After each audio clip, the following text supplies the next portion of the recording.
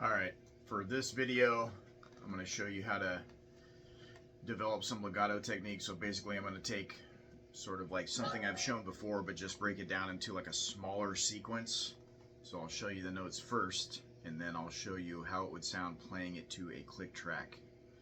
So I'm going to take E minor pentatonic, just because that's something that's like really transferable to a lot of different styles. Later on I'll get into some of the diatonic and like harmonic minor scales, but this right here takes pentatonic using 3 note per string sequences, and I'm just going across 3 strings, the high E, the B, and the G, right? So we're going to start 17th fret, then 15th, then 12th. That's the first part of the sequence. So it's 17, 15, 12, 15, 17, 15, 12, 15, ending on 15. Then we switch strings, and it's the same exact pattern, same exact frets on the B string. 17, 15, 12, 15, 17, 15, 12, 15, ending on 15. Then we go to the G string, and it's, let's see, 16, 14, 12. 16, 14, 12, 14, 16, 14, 12, 14, and then you would go back up to the B string and play the pattern you already played there.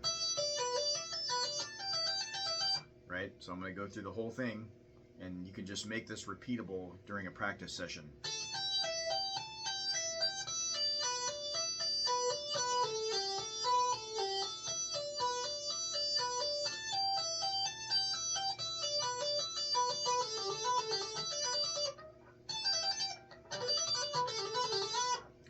So obviously you can already see the things that I need to work on during that practice, and it's really the transition between strings.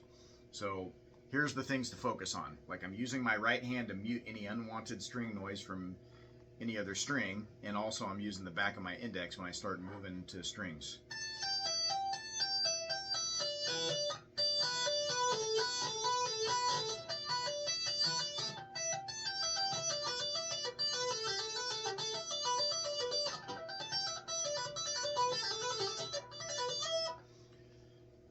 The other thing is, it's very important that you use this fingering. So pinky for the notes on the 17th, ring finger for the notes on the 15th fret, index finger for the notes on the 12th fret on the E string. On the B string, you also want to use the same exact fingerings. Pinky on the 17th fret, ring finger on the 15th, index on the 12th. When you get to the G string, you want to use pinky on the 16th, middle finger, which is where this pattern changes, on the 14th fret, and then index on the 12th.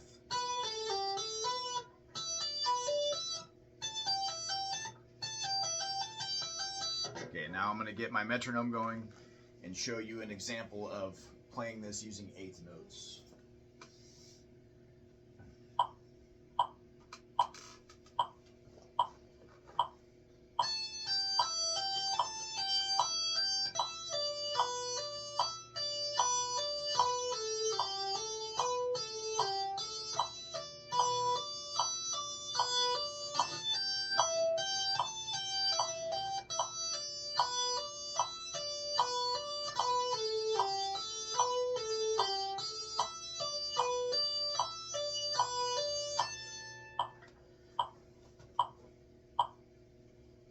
Something else to notice there is that not once did I pick a note.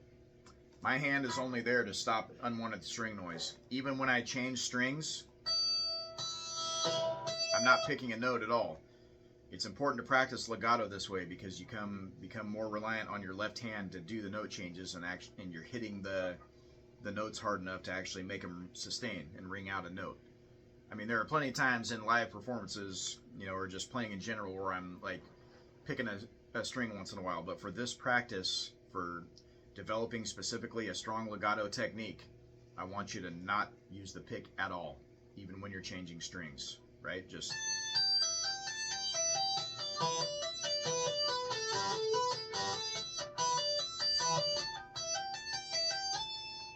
right? And So basically, when you go to practice, you can practice using eighth notes. I find that to be a way to become more accurate, and we'll deal with different subdivisions later on, but use eighth notes for this exercise. That way you're just doing 2 notes per click. And start at a really low tempo, probably even lower than the one that I just showed in this video. And challenge yourself. First you're going to be learning the lick. That takes a little bit of time. Once you actually have it in your muscle memory and like what the correct notes are in your brain, then you can actually start kind of diving into practicing it and actually like making the improvements you need. What you need to do before bumping up any speed, even when you're starting at the slower tempos, is make sure that you can play it a minimum of 7 times in a row with no or minimal mistakes. Like every single note rings out 7 times in a row playing through that whole sequence, right? So I would consider one time to be descending and then back up to ascending. So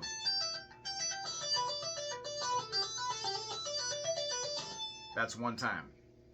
So if you can continually play through that 7 times in a row, either continuously or like taking a break, like a few second break in between each time you play it, that's fine. But really be critical of yourself and make sure that you're not going up in speed until you can play it cleanly at the extremely low tempos. And this is where a lot of people get it wrong, and they kind of transfer a lot of sloppiness into the faster speeds.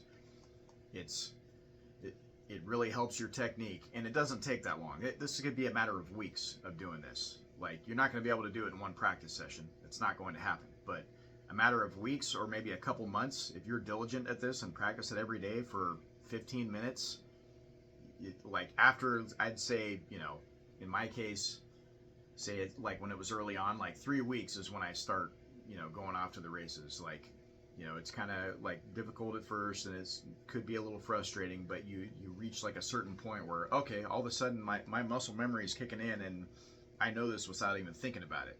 And now all of a sudden I'm able to make, big strides in speed and get it up to tempos that I want to play it at in like a real situation for a song I've written or whatever.